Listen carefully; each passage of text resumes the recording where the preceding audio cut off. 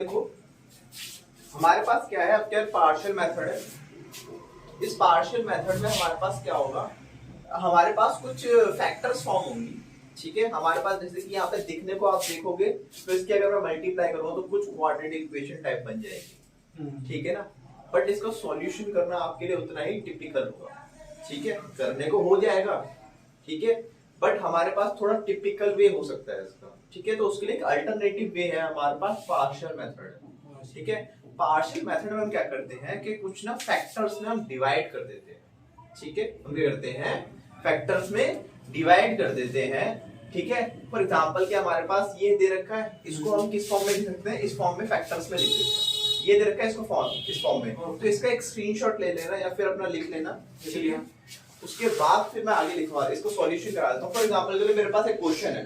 ठीक है, ये क्वेश्चन है, इस क्वेश्चन में क्या दे रखा है मेरे को कि हमारे पास दो फैक्टर दे रखे हैं नीचे। डिनोमिनेटर में मेरे पास क्या है, यहाँ पे ध्यान रखना, डिनोमिनेटर में फैक्टर मिलेंगे आपको। ओके, ठीक है ना, डिनोमिनेटर। और एक बात ध्यान रखना, जैसे कि मेरे पास नीचे यहाँ पे एक क्वाड्रेटिक इक्वेशन दिख रही है, इसका भी कभी फैक्टर नहीं बनेगा। ठीक है ना, ये फैक्टराइज नहीं हो पाएगा।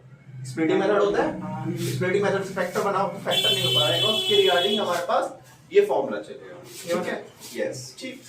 चलो, तो मेरे पास ये दिख रहा है, अगर मैं इसको, ये फैक्टर फॉर्म दिख रहा है, तो इसको अगर मैं कंपेयर करूं तो मेरे पास ऑप्शन फर्स्ट की तरह दिख रहा है। Yes sir. तो इस फॉर्म में लिख दूं मैं इसको। तो सबसे पहला काम तो हमारा क्या होता है, इसको उस फॉर्म में ही लिखना होता है। तो मैंने क्या कर दिया, एग्जांपल के लिए मैंने इसको लिख दिया a upon x minus 1 plus b upon x, ठीक है, प्लस 3 x प्लस 3। ठीक है, साथ में मेरे ये चल रहा है, या फिर इसके एक काम करके ऊपर साइड में लिख देता हूँ, सो दैट आपको ना दिखता रहेगा। तो एलसीएम लेके कट जाएगा। हाँ जी, वो कटना ही है वैसे तो। ठीक है, इसके नीचे लिख देता हूँ, मेरे पास ये लिखा हुआ है x माइनस 1, ठीक है, और x प्लस 3। ठीक है, इक्वल्स टू में मेरे पास क्या होता है, a अपॉन x माइनस 1 और प्लस में b अपॉन x प्लस 3। ठीक है, अब देखो मैंने इधर क्या ले लिया, इसका एलसीएम ले लिया।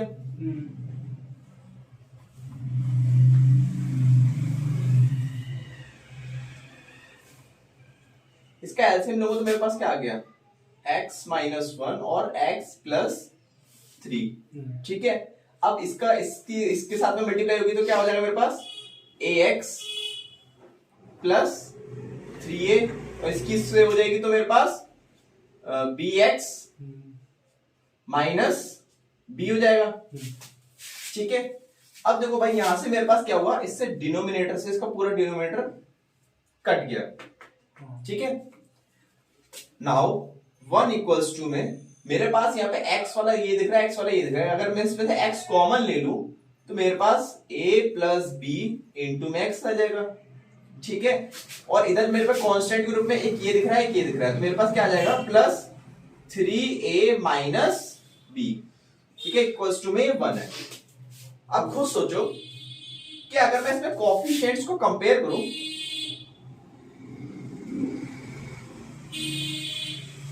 मैंने ये वाला कैसे किया, एक सेकंड,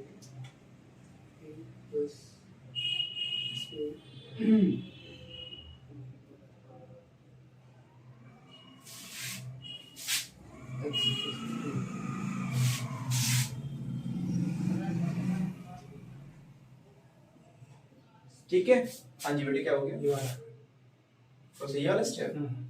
बेटे जी यहाँ पर हमारे पास दोनों के डिनोमिनेटर तो सेम हो चुके थे, तो मैंने एक डिनोमिनेटर से दूसरे डिनोमिनेटर को मैंने क्या करा, काट दिया। ठीक है, अब मेरे पास यहाँ पर क्या था, ये x वाला और ये x वाला था, तो ये आपस में प्लस हो सकते हैं। ठीक है, लेकिन यहाँ पे प्लस में क्या करूं मैं, a है और मेरा एक b है, तो एग्जैक्ट प्लस तो कर नहीं सकता, तो मैंने क्या करा, एक में इसमें a और b अंदर ब्रैकेट के ले लिया, उसमें x कॉमन बाहर ले लिया, जैसे कि यहाँ पर ये दिख रहा है आपको। ठीक है, और यहाँ पर 3a और b ये दोनों कांस्टेंट वाला पार्ट है, तो ये आपस में प्लस माइनस हो गए ऐसे। ठीक है ना, अब मैं यहाँ पे कोएफिशिएंट्स को कंपेयर करने जा रहा हूँ, तो कोएफिशिएंट्स को जब कंपेयर करूँ तो मैं क्या नोटिस करूंगा कि मेरे पास यहाँ पर ये जो 1 लिखा हुआ है, रियलिटी में लिखा कैसे है, ये लिखा हुआ है मेरे पास 0x प्लस 1, 0x प्लस 1। अगर यहाँ पर ये चीज नहीं है तो मैं लिख सकता हूँ ना 0 करके, तो 0 करके तो लिख सकता हूँ भाई मैं। ठीक है, सो दैट मैं क्या नोटिस करता हूं कि मेरे पास इसका x का कोफिशिएंट क्या है, ये है, और इधर x का कोफिशिएंट क्या है, 0। तो मेरे पास क्या हो गया, a plus b equals to में 0 हो गया। इधर मेरे पास कांस्टेंट वाला पार्ट ये दिख रहा है, जो कि ये मेरा 3a माइनस b, इधर कांस्टेंट वाला पार्ट क्या है, 1। ठीक है, नाउ ये आपस में कट गए। अगर मैं एलिमिनेशन मेथड लगाऊं तो मेरे पास यहाँ पे b से b तो कट गया, यहाँ पर a और a कितना हो गए, ये मेरा 4a हो गए इक्वल्स टू में 1। मेरी a की वैल्यू यहाँ पर क्या आ गई, 1/4 आ गई।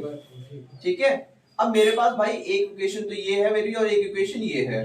किसी भी एक इक्वेशन में मैं a की वैल्यू पुट कर दूं, फॉर एग्जांपल के लिए मेरे पास और करके लिख दो a plus b equals to में 0 है।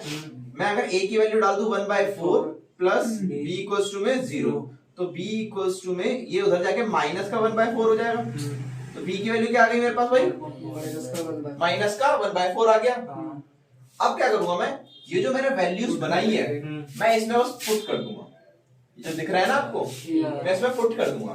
तो मेरे पास इंटीग्रेशन क्या हो गया, यस वही करते हैं हम यहाँ पर 1/4, ठीक है ना, अपॉन a की जगह मैंने पुट कर दी x माइनस 1, ठीक है ना, प्लस b की जगह पे मैं क्या रख दूंगा, माइनस 1/4 अपॉन में x प्लस 3 डॉट dx। ठीक है, अब इसका इंटीग्रेशन कर देना है मेरे को, यस इंटीग्रेशन भी करना है। इंटीग्रेशन करना है तो इंटीग्रेशन 1/4 जो होगा वो क्या हो जाएगा, बाहर आ जाएगा, 1/4 बाहर आ गया।